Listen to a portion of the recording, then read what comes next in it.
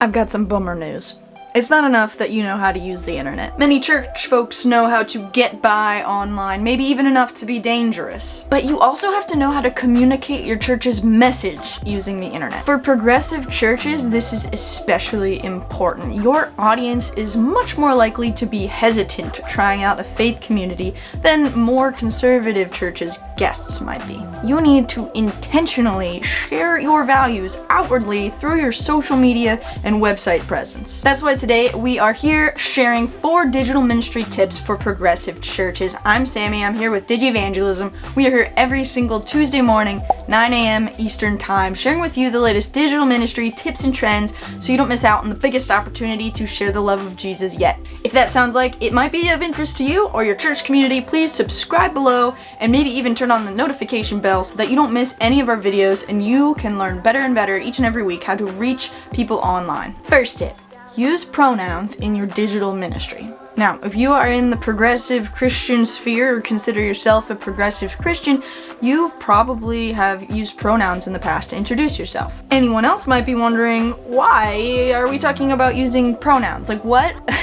Where's this going here? We use pronouns in our everyday speech, like all the time. Whenever we're referencing someone and we don't want to just keep repeating their name over and over again, we'll likely use a pronoun. These also show possession. So if we're saying like, it is her car, it is their car. So we use them all the time without even knowing it. Now, if your gender identity matches what people might assume your gender identity is based on your name or your appearance, you might have never experienced someone using the wrong pronoun for you. Now, that is a privilege that not everyone has had a chance to experience, the lack of that happening before. When we ask for and then utilize someone's proper pronouns, no matter what your initial assumption was, it shows respect for them and acceptance of who they are. So when we share our pronouns regularly, for example, hi, I'm Sammy.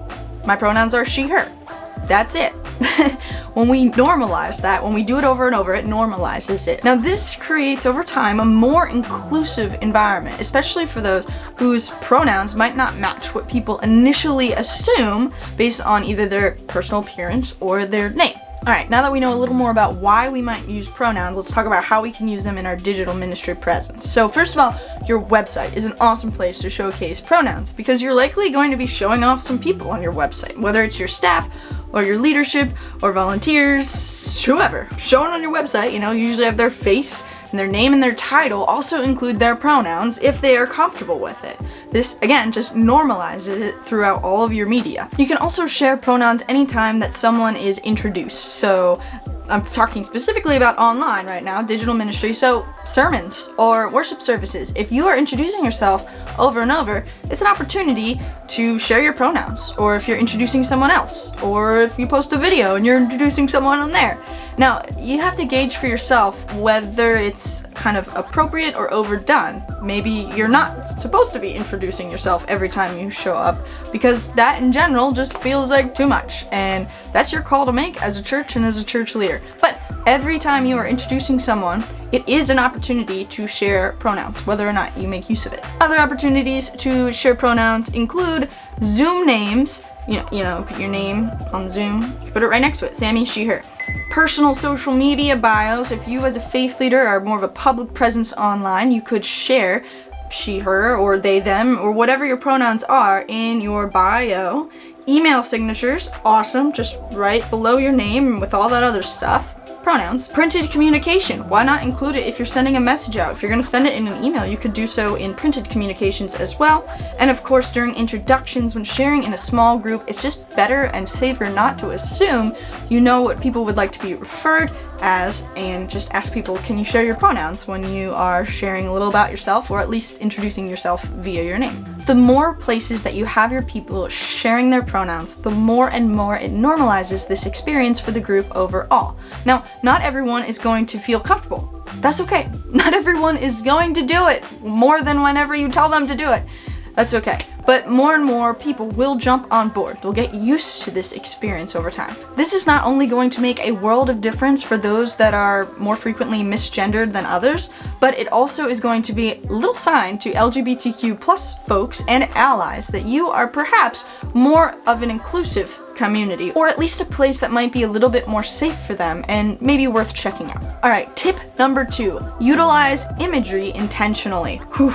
Alright, so progressive churches often have particular values. Then these values can be communicated verbally, and we will get to that in tip number 3, but you can also use imagery to do so. So before we discuss how to share those values through imagery or verbally, I need to give a disclaimer here. If you are intentionally going to be communicating that your community is a safe place for certain types of people, or even a place that cares about certain types of issues, please do the work before communicating that outwardly. Do the work inwardly before communicating that outwardly. Not just with yourself, but with the community as a whole. Okay, what does that even mean? This means having tough conversations over weeks and days and months, and probably more likely than not, years, to make sure your congregation is on the same page, okay? Maybe not 100% in agreement with however you're moving forward, but at least on the same page that this is who the congregation is. If you are truly going to be a safe place that cares about and includes and accepts and lifts up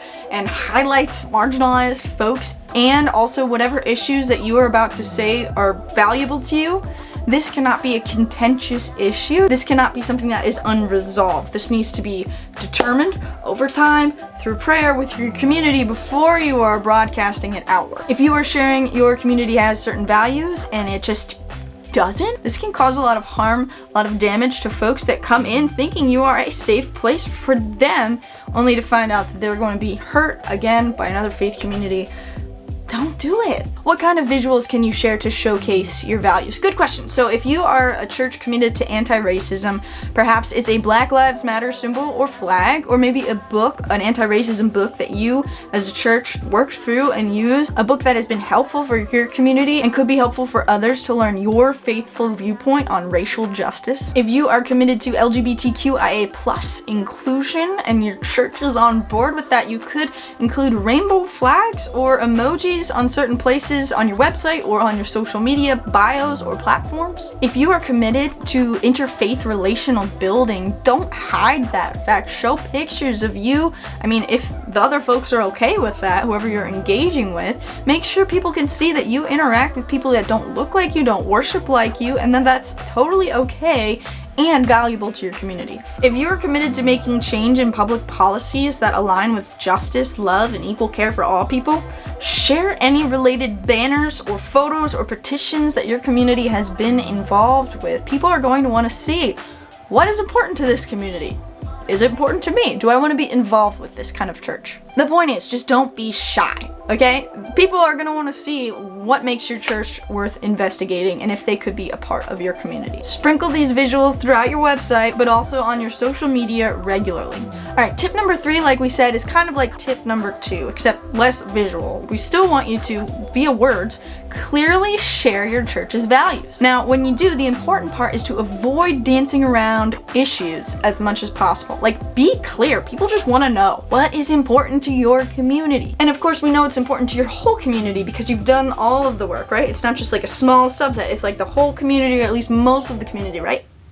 Now, when you share what is important to your church and your community, be sure to also share why these values are important to you all. What about your faith makes you believe that they are necessary? And especially, what are you going to do about it? If your church hasn't yet started taking action to improve whatever issues are important to the community, first of all, maybe think about how you can do that. But second of all, at least provide people somewhere to go. Like, who can they talk to start making action so that there's always a next step? Because people are going to want to do something about these things if they're very important to them. And last but not least, tip number 4, rethink your commercial holiday posts on social media and on your website even too. Now, faith leaders have been diving deep into like the backgrounds and the meaning behind holidays for a very long time. It's really not that uncommon or surprising to hear a preacher talking about where Halloween came from, the origins of St. Patrick's Day, or, oh my goodness, Jesus wasn't born on September 25th. I said September. I meant December. Oh my gosh, Jesus wasn't born on December 25th. Let's push these inward musings that maybe only happen at Bible studies or on sermons. Let's push it outward though. Push it onto your media. Push it online. How will your church choose to handle, respond to, promote, or not the holidays, the annual holidays that we encounter. In the US, we are barraged from everything from Valentine's Day to Independence Day. Will your church also use these holidays as an opportunity to post? And if so, what's that gonna look like? How will your community's message echo or differ from what's already being shared in mainstream media? Are you going to recognize Indigenous Peoples Day, which was once Columbus Day? Will you lift up non-Christian holy days? And when you do, or if you do, are you gonna use these moments for education or well wishes or action? And most importantly in this case, does whatever you're deciding in this moment actually make it to the person that does your social media posts? That may be you, but it might not be. As you can see, these types of decisions might take a lot of consideration. Unfortunately, a lot of holidays these days have been commercialized by mainstream media, and so you as a faith leader need to decide, what are you gonna do with that? What are you gonna respond to that with? How can you lean away from the commercialized marketing of what it has become and towards the marginalized folks that you are called to love and care for? To be honest, thinking twice before you make your next holiday post, it might not seem like a big deal to you. That's okay, but for those that are seeking a more justice-oriented, a more open-minded, or a more realistic faith perspective that acknowledges what's going on in the world or acknowledges the reality of our existence beyond just what marketing folks want to tell them, this could make all the difference. This could be exactly what they've been looking for, or what they didn't even know they were looking for. Well, that was only 4 tips, but it felt like a lot. If any of them struck something in your mind or you have a response, please put it in the comments. We'd love to interact with you all. And if you are interested in more digital ministry tips specifically for progressive Christian leaders, you need to join our waitlist for our ebook, which is coming out in early February, and it's going to be all about just that, how to be church online as a progressive Christian leader trying to embrace digital ministry. It is a different kind of experience to be church online as a progressive Christian than it might be for someone that's not so progressive. And so you need specific guidance, which a lot of folks, social media marketers out there, aren't talking about. And we're really excited to put it all together in just a complete guide for you to help you through. This is a weird time. We get that. You need all the help you can get. So sign up below. We will not take your email and do crazy things with it. We will not even put you on our email list. We are just going to keep you in the loop about the ebook and everything that you need to know coming up about that. And that's it for today, friends. Again, my name is Sammy. If this video was helpful for you, please be sure to like and subscribe so you don't miss a single video of digital ministry goodness in the weeks and months to come. Today we brought the knowledge. Now it is your turn to put it into action. Peace.